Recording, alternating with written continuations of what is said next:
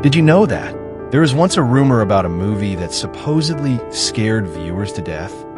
Although this claim has never been proven, the fact that such a story continues to circulate says a lot about just how terrifying this film really is. That movie is the 1998 Japanese horror film, Ringu. In today's video, we take a closer look at the story of Sadako, one of the most well-known urban legend vengeful spirits of modern times. I'm Mr. Yao, and welcome to the Leyenda Yokai channel. Here, I explore famous yokai and urban legends. If you're into these topics, be sure to subscribe so you won't miss out on future videos.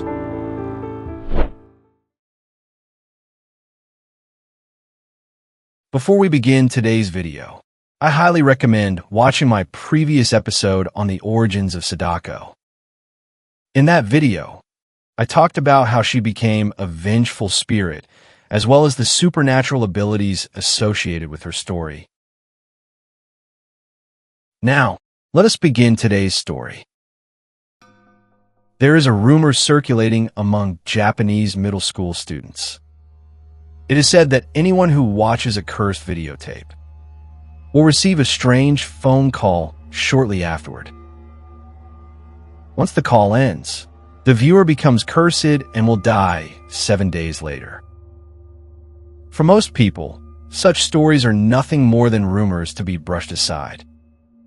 But for some, curiosity pushes them to test the legend themselves. At a local high school in Japan, a girl named Tomoko and her classmates watched a videotape of unknown origin. Soon after, they received a mysterious phone call. 7 days later, the two girls died under unexplained circumstances. These deaths were already the third such incident to occur within a single month. The series of unexplained deaths soon caught the attention of a journalist named Reiko Asakawa. During her investigation, she discovered that all 4 victims had died of heart failure, and that each of them wore the same look of extreme terror on their faces at the moment of death. As her investigation continued, Asakawa unexpectedly found the mysterious videotape. Her instincts told her that this tape was the key to the 4 deaths.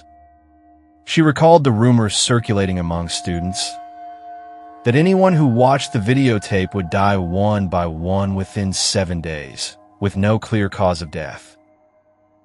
In order to continue her investigation, Asakawa began watching the videotape. The images on the tape were fragmented and unsettling. Among them were a volcanic eruption, a woman combing her hair, an eye marked with the character Sadako, and a bottomless well with no apparent connection between the scenes. At that moment, a white figure appeared on the television screen behind her. Asakawa quickly turned around, but there was no one there. Suddenly, the phone rang. When she answered, all she heard was a disturbing, chaotic noise. Asakawa then recalled the victims she had investigated. In the final photographs taken before their deaths, their faces appeared twisted and blurred. Gripped by fear, she picked up her camera and took a photograph of herself, only to see her own face distorted in the image. Realizing that she had been cursed, Asakawa hurriedly copied the videotape and took it to her ex-husband, Takayama, for help. After thorough investigation, Asakawa finally discovered that the creator of the videotape was Sadako Yamamura, the daughter of pre-war psychic Shizuko Yamamura. That night, Asakawa realized that her son had woken up without her noticing and was watching the videotape, becoming cursed as well. If they could not break the curse within the next 7 days, the entire family would face certain doom. As the truth came to light, they learned of a tragic event from the past. Shizuko, who possessed psychic powers, was rejected by society and ultimately died unjustly. Her daughter, Sadako, inherited her mother's abilities and was destined to suffer the same tragic fate.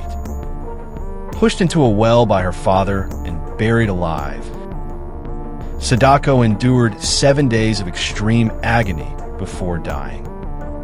In her final moments, she used her psychic powers to transform her hatred toward the world into a curse, which was recorded on videotape. It was through tracking down Takashi Yamamura, Sadako's mother's cousin, that Asakawa and Takayama learned the full tragedy of Sadako's past.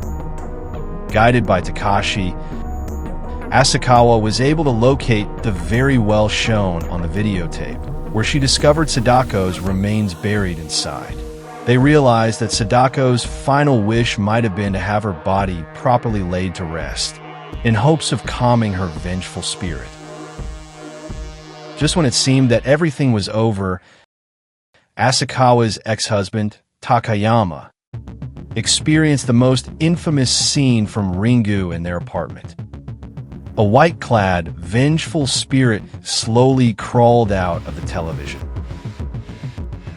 Takayama was terrified to death, his face twisted in the same expression of horror as the victims in the previous 4 deaths. It was then that Asakawa realized they had made a fundamental mistake. Sadako's curse had nothing to do with whether her body was properly laid to rest.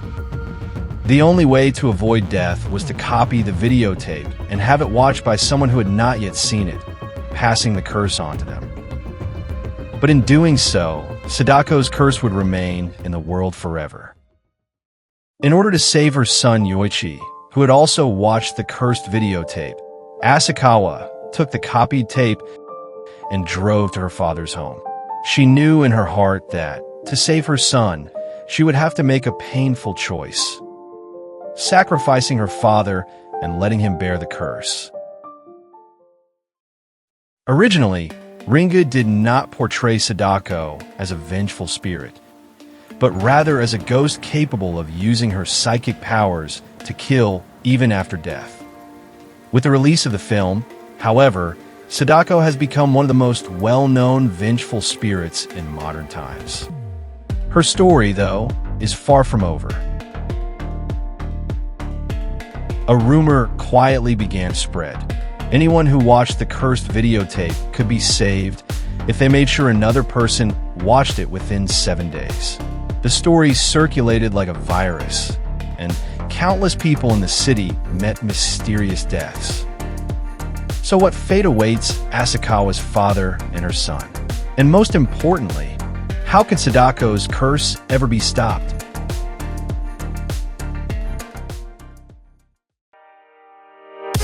If you enjoy my channel, please help by hitting the subscribe button and turning on the notification bell so you won't miss my upcoming videos.